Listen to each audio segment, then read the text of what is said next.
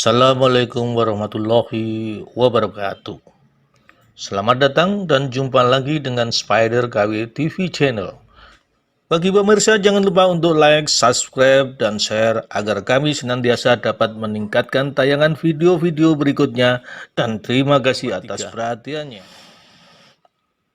Di sini kembali ada pihak yang pasti merasa dirugikan, baik secara organisasi dan individu.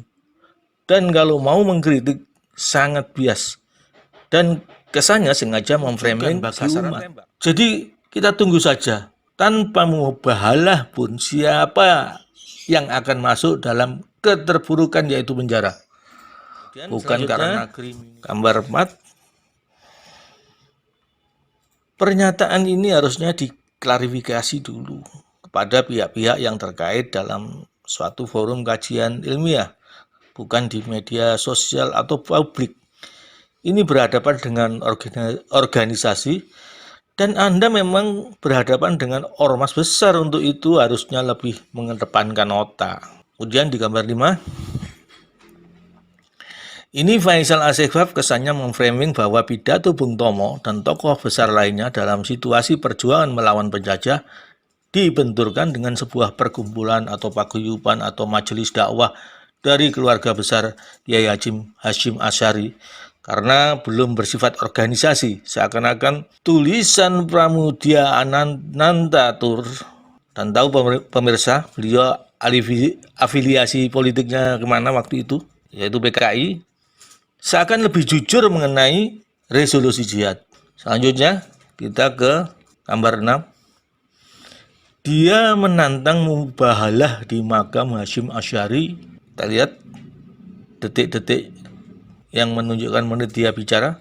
Di sini kembali Faisal Asegaf menyerang sebuah organisasi dan ujaran kebencian dan melebar ke sosok lain yang keluar dari substansi NU tapi menyerang individu. Saya kira semua tahu Gus Bah mengatakan segala sesuatu itu pada konteksnya dan kitab yang berdasar kesanatannya sampai kepada para sahabat Nabi yang persis mengetahuinya. Jadi bukan penggalan kalimat yang dipakai dasar dalam mengkritisinya. Klaim menantang mubahalah itu sudah biasa dinyatakan oleh pihak-pihak yang saat ini berusaha meyakinkan masyarakat karena keterbatasan argumentasinya. Dan pemirsa pasti tahu golongan mana yang sedikit-sedikit memanfaatkan kata ini untuk kepentingannya. Dan selanjutnya, di gambar yang terakhir mungkin.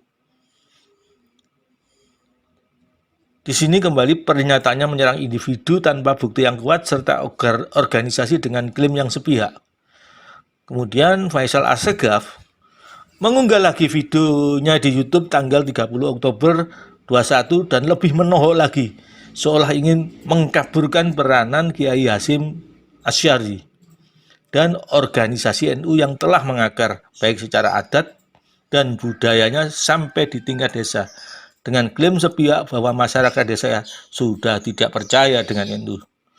Saya juga hidup di desa. Saya tahu persis bagaimana di desa masih tumbuh banyak pondok pesantren yang kiblatnya mayoritas pasti ke NU.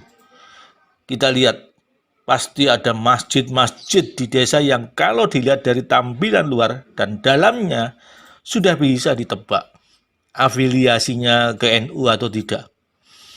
Karena banyak masyarakat NU di desa, maka pendidikan yang menggabungkan antara pesantren dan pendidikan umum, guru-gurunya juga orang-orang NU, seperti Madrasah Ibtidaiyah, Madrasah Sanawiyah, Madrasah Aliyah. Kemudian Faisal Asegaf seolah memberikan argumen kesenjangan pada masyarakat desa dengan para petinggi partainya yang sangat, maksud saya, para petinggi-petinggi partai politik, dalam hal ini PKB, yang sangat lebar sehingga membuat mereka sudah tidak percaya dengan mereka. Ini adalah klaim sepihak dan sengaja menghasut, karena dia sendiri kalau diajak untuk mengikuti paham komunis bahwa terciptanya masyarakat komunis dengan aturan sosial ekonomi berdasarkan kepemilikan bersama alat produksi dan tidak adanya kelas-kelas sosial uang dan negara, pasti juga berteriak.